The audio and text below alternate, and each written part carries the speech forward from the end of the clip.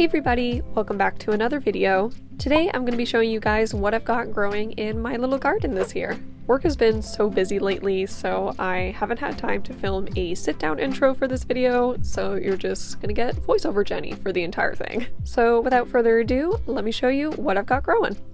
Apparently Finn has decided he wants to give us the tour today, so I guess we'll follow his lead. Although I'm fairly certain he just wants to eat dirt, and yep, sure enough, he found something. So I put him up on the chair, and he seemed to enjoy it, and even took the time to smell the flowers. This year I wanted to have some decorative plants on our balcony, so this is my portulaca. These little beauties love the sun, and I think they give off the perfect summer vibe. I've also got my myrtle topiary tree, which I do need to prune a little bit, but I'm super excited for it to flower. Now onto the edible part of the garden tour, and as you can see, everything has just exploded in growth.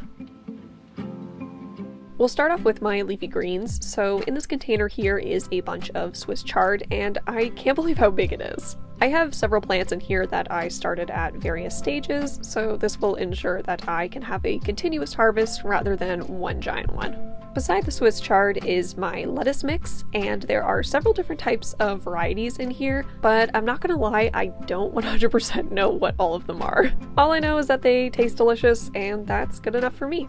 Also in the same container are my giant arugula plants. I will be harvesting them soon as they're starting to get past their peak ripeness, if you will. They are looking a little sad right now because it's quite warm out and I haven't watered them yet today, and as you can see the soil is quite dry, so I will be doing that after I'm done filming. And over here we have my strawberries, although sadly these are not the ones that I had last year because I failed to revive them after winter. I don't have many actual berries starting to grow, but there are a lot of flowers, so hopefully within the upcoming weeks I'll start to see some. Beside the strawberries is my kale, and I find you can always count on kale to be a successful crop. I can't believe how much it's grown since I first planted it outside, especially the little guys that I didn't start in my arrow garden. And here we have our trusted green onions. This is the third year that these guys have come back, and I just love being able to have an endless supply of green onions to cook with almost every day. Now, this container is what I like to call my miscellaneous container because there's kind of a bit of everything. We've got more green onions, 2 chili pepper plants, and some flower seedlings that I got from my local no-buy group. In the back corner of our balcony, aside from the cutest pug ever, we have cucamelons. And yep, they're exactly what they sound like. The seedlings might look a little small compared to everything else on my balcony, but these guys prefer warmer temperatures, so I only germinated them a few weeks ago. We actually had a sudden cold snap recently, and as you can see here, there's a bit of damage on one of the leaves as a result. But other than that, everyone is looking healthy, so I'm not too concerned about it. One seed took a little longer to germinate than the others, so I have this really tiny cucamelon seedling in there too. I'm sure it'll catch up eventually. In the other corner of our balcony, I've got my pollinator pots, and apparently spiders are a big fan of them too. These containers are home to various wildflowers that'll add a bit of color to the space, as well as benefit the bees. I directly sowed these, and not all of the seeds took, so I'm going to be adding in some more to fill in the gaps. And it looks like our spider friend has found a spider friend of their own. Moving over to our shelving unit, we've got sugar snap peas galore on the bottom. I added some fishing wire for the peas to climb up on, but apparently not everyone got the memo. I frequently have to retrain the peas to climb up onto certain spots, at least until they all grow past the bottom shelf, because I don't really care what they do afterwards. I just don't want them to remain squished underneath the bottom shelf. I've got a couple flowers starting to form, so hopefully I can get some peas before the weather gets too hot for them. Also, we have an imposter among us. I reused the soil in this container from last year, which must have had some leftover lettuce seeds in it because, well, we've got lettuce. They're trying really hard to reach for the sunlight, so they look a little funny.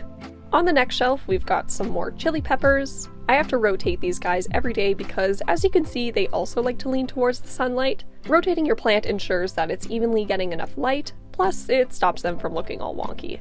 Beside the chilies is my little tea garden. This container is full of various herbs that I'm planning to harvest and dry and turn into loose leaf tea. We've got some chamomile, which I definitely underestimated how big the plants get, so I might have planted way too many seeds in here. There's also a ton of mint because mint spreads and grows like crazy, although I'm not sure what the heck this is doing in the mix because this is an arugula plant, and I definitely did not plant this in here.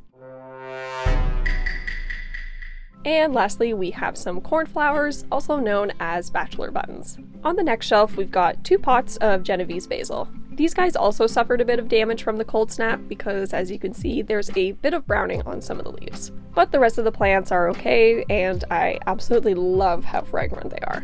Beside the basil is my spinach, which is beginning to bolt, so I'm gonna have to harvest all of it soon. There's also this random plant in here, which I'll explain in a later video. Man, there are so many imposters in my garden.